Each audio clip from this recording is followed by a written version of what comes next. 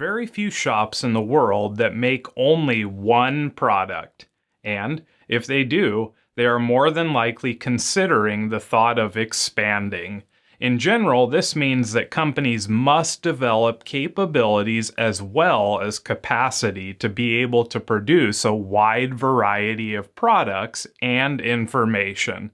This also means that tools will need to be changed frequently, materials switched out, information changed over, setups broken down and reset up, and many other things so that an organization can produce different types of products and information.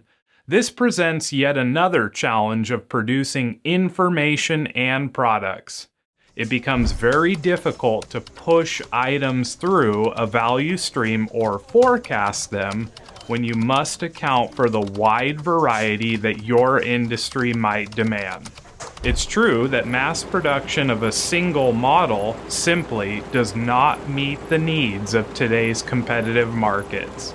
Yet, at the same time, lengthy changeovers make it difficult to meet the many different product mixes. You see, if your changeover time is 1 hour, it would be hard to make a wide variety of parts in one day. This is why many companies produce in batches and avoid frequent changeovers.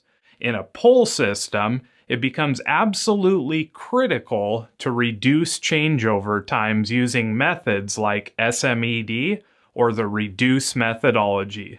As changeover times are reduced, you can lower costs, build a wider array of products, and be much more efficient at building to demand. We'll see you in the next module.